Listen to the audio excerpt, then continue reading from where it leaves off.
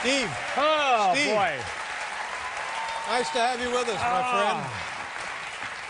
How Finally, you doing? I can relax in the audience. That's right. Great to have you here, and by gosh, how Did you just read that? Yeah, I'm just looking Great at to it have over you here. Great to have you here. Wow. We leave nothing to Hey, chance. by the way, congratulations, your 20th anniversary. Well, that was some time yeah, ago, but thank you. yeah. Thank you. I was going to send you a note, and I thought, that's a lot of work. Yeah. and my assistant was on vacation. Right, so... And I thought, well, I'm going to be on the show. Why don't I just come out and blah, blah, blah, blah, blah. Well, I appreciate it anyway. Yeah. Thank you very much. And those 20 years... Here at CBS, right? Yeah, here at CBS. They just seem to go by exactly like 20 years would go by.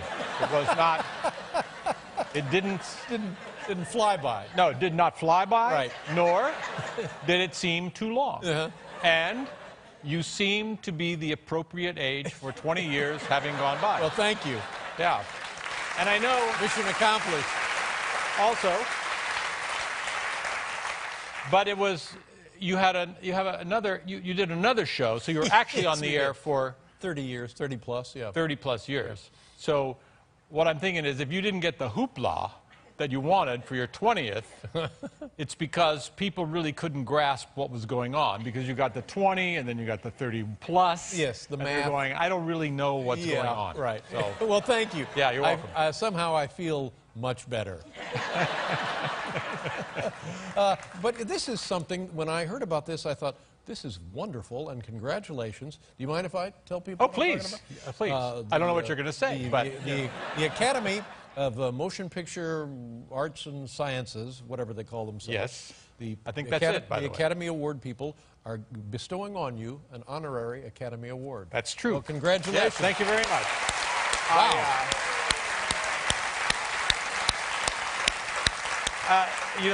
Honestly, this is something I never thought would happen, because comedy tends to be ignored by the Academy.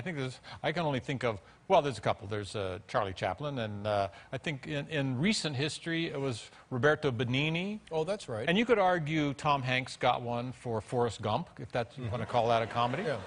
I mean, he did get one. I'm saying, but you could argue whether Forrest Gump is a comedy. Right. It's more of a serious. That's exactly right. Kind of film. So we are both exactly right. Thank you. But anyway. Annie Hall, a comedy, a romantic comedy. Yeah. Definitely, that's it. Yeah. But other than that, you're right.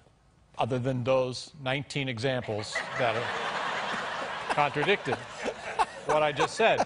But it was amazing, because I thought, there's really no chance, and I really didn't think about it. And then a couple of weeks ago, I got a phone call, a message left by Cheryl Isaacs Boone, who is the director of Board of Governors of the Academy, and she left a message, and I thought, what is this about? Sure. The Academy calling me, and I started thinking, oh, I'll bet I know what this is. They want me to be that person who gets up at 5 a.m. to announce the nominees. And you have to go there at 5 so they can get the East Coast news. And I started thinking, I've hosted the Oscars 3 times, and now they want me to get up at 5 a.m. to announce the nominees who are not me. And now I'm getting madder and madder, and finally I call her back. What is it? They said, we want to give you an honorary Oscar. And I was really flattered and deeply moved, because the great thing about it is you can't lose. No. That's exactly right. And it's not like you're nominated for an honorary Oscar. Yeah. They don't go, and the winner is not you. Yeah. And I'll bet over the history of the Academy, fewer of these have been presented than the actual competitive Academy. I never thought of it that way. So it is, and it's for a body of work. So that's very nice. Congratulations. Now, will we see this on the telecast? Will this be part No, of it's not televised, which is another great thing, actually. There was a time in my life when I wanted to, be out there, and now I like the relative peace and quiet. Right. It'll probably be webcast, I guess. Do they FedEx it to you, or how do you get the... No, you go to a... you just sign for it. Not a bad deal. You go to a dinner and I'm able to invite some of the people closest to me. Sorry. And you'll be doing a show. Oh, I'll be really busy, Steve. Yeah. You know, people that friends I've made in my film career. Yes, I understand perfectly. For example, I'm inviting my makeup man. Your makeup. I think that's a lovely idea. Yeah. And several people. So. And you make a little warm speech. You don't have to be funny. You can just be sincere. Well, this is great, and I'm proud for you and proud that we know you. So and thank also, you very much. You don't really know me, by the way. And the other, for example, Angelina Jolie is getting one for humanitarian work, and I think great she humanitarian really deserves that. Yeah. And Piero Tosi, whom I don't know, he's a great costume designer. Yes, I really know Italian. him. Yeah, I really know him. And Angela Lansbury. Oh, Angela Lansbury. Oh, my God. Talk about a body of work. This woman, I mean, from when she was a teenager, has been working in one great film after another. Well, I hope she doesn't overshadow me. And what will you wear? I'll be wearing a tuxedo. Well, you look good in a tuxedo. Yeah, thank you very much. Do you worry about what you wear? Yes, I'm not a fashion plate. I don't think I have see that. I see my tie has shifted. Well, I have a fashion question for you. Oh, okay. Because I've noticed you wear double-breasted suits, and I'm sure they're available somewhere. And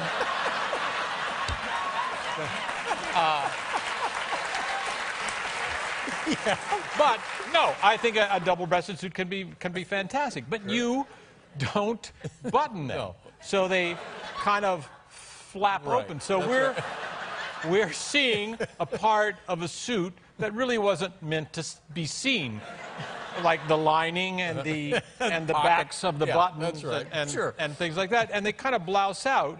And I'm just thinking, why? It gives you kind of a shape like this. And I'm thinking, why don't you just wear a little short dress instead?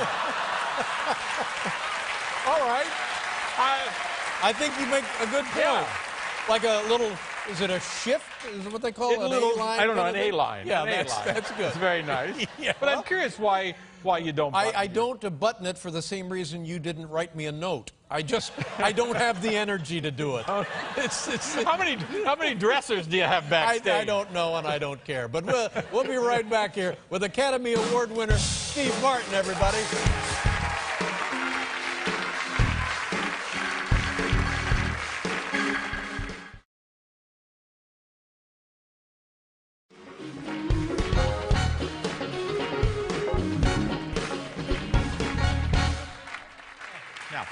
Steve Martin, ladies and gentlemen. Thank you. Now I'm very conscious of my my attire. No, you're delightful. But how sweet of you to say. But you and I are same age. Yeah, I essentially think so. The same age. Yeah. And when I look at a guy that's my age, I always think, oh man, he looks so much better than I do. Now, Yeah, do you have some kind of? You agree with that? No, I mean, that happens to me too. Oh, I always really? looking at somebody my age and thinking, yeah, but he's trim. No, I you're had in put good on a few shape. pounds, and I went on a diet about 8 weeks ago, and I thought, okay, I'm going to lose some weight, and I decided to videotape it. Oh, that's great. Yeah, and I thought I'm going to document this, and I brought the tape. Oh, wonderful. Yeah. I brought the tape on the show This because would I be thought good for other people our age. yeah, we could might learn a little something, and it might help others. Okay. All right. Yeah. So we just go ahead and just roll the all tape, I here's guess, Steve yeah. Martin and his new diet regimen. Homemade, so you know. Yeah.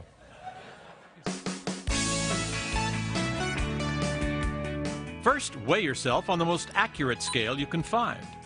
Instead of eating at restaurants, it's healthier to cook your meals at home. Remember, you don't have to go to the gym to exercise. You can get a good workout right in your very own home. And 1, and 2, and 1. And always remember to stay hydrated. A healthy dinner option is corn, potatoes, and even on a vegetarian diet, a little steak won't hurt you. Also remember to exercise portion control. Here, I'm dividing my meal in half.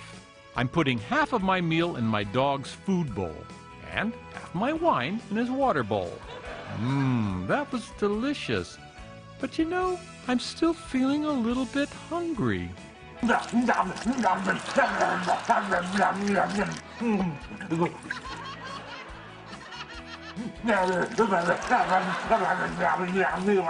Follow these simple rules and watch the pounds melt away. And here I am, before and after. That's remarkable. Yeah. I want to... That part where you're eating out of the dog's bowl, I want to get that to the Academy Award people immediately. You know, I say, when you're a success in business, you end up, you know, wearing a suit and maybe you're on a boat. But when you're a success in comedy, you end up riding on an elephant with a funny hat. Yes, that's right. A whole different deal. Yeah. Now, but that's not all you're involved in. Yes. Speaking of business, tell the folks about I was surprised about this, a new video game. Oh, the video game. Well, you know, we do banjo touring with Edie Buchel and Steep Canyon Rangers, and there's merchandise. And we have a little, you know, we sell CDs and T-shirts and things. But the new thing is totally great. Can you show it's a Grand Theft Banjo? Can you show the? Yeah. Really, Grand Theft Banjo, right there. Yeah, and I have a clip from it. It's so exciting. They can run the clip. Grand Theft Banjo. Yeah.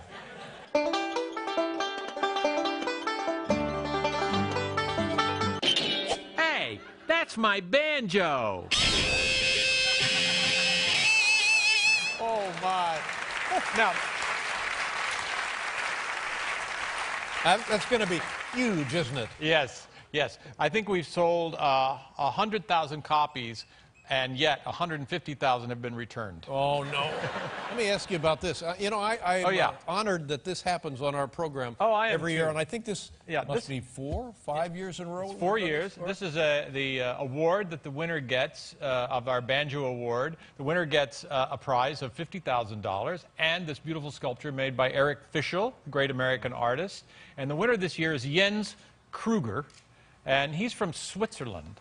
He was born in Switzerland, and he's fully Americanized now. And he tours with his brother, Uwe Kruger, and Joel Landesberg, and they're the Kruger brothers. And they're a fantastic They're going to be here with They're going to be here later. We're going to play now, something. who decides what the winner is? What are the qualifications, and who makes the We have a judgment? board consisting of some of the great banjo players in America and me. And some of the names you may know: Bela Fleck, and Tony Trischka, Pete Wernick, and Alison Brown, and it goes on and on and on. And we have scholars. And I was not aware that the banjo was a big popular instrument in Europe. But it must is. be. It is. And you know where it's oddly very popular? Czechoslovakia. I know, they make banjos there. I know it's strange. I so appreciate you having the winners on the show, because it really is significant. They come on the show and they get the credit, you know, having appeared on the David Letterman show. I mean, I come on and I have to do 50 hours of community service, but they go on and they get... Well, I'm sorry, I don't know how. That's your own problem. I don't know how that happens. And it's a big credit, and the winners have gone on, their careers have expanded. And well, it's a great thing for us because it's delightful, and the kids are going to be out here, and I think... They're not kids. They're not kids. They're Did I say men. kids? These They're are men. not kids, ladies and gentlemen. Yeah. But you fund this award, if I Yes, recall. I fund it, and I don't know how, but we do. And now if you look here, we put the label on here, and these labels are made up every year. And Jens has, over the U, I don't know if you can see this, has these two little dots, and that put us over the top cost-wise. Those two little dots. Yeah. The umlaut. Is that what it's called? An budget, umlaut? I couldn't think of the name. Budget-busting umlaut. Now, do we have time to tell one quick story about Jens? Please, go right ahead. Jens, when he was 9, he lived in Switzerland, and he heard the banjo, and he wanted to play it desperately. And his father, all he had was a banjo neck. And he got a chord book, and he just had the neck, and he learned all the chords on the banjo with just the neck and the chord book. And he had this neck for, I think it was 2 years. And then finally, he got the rest of the banjo, which is called the pot, and he stuck it on, and 2 weeks later, he did his first show. Really? Yeah. That's remarkable. It's amazing. And you started the banjo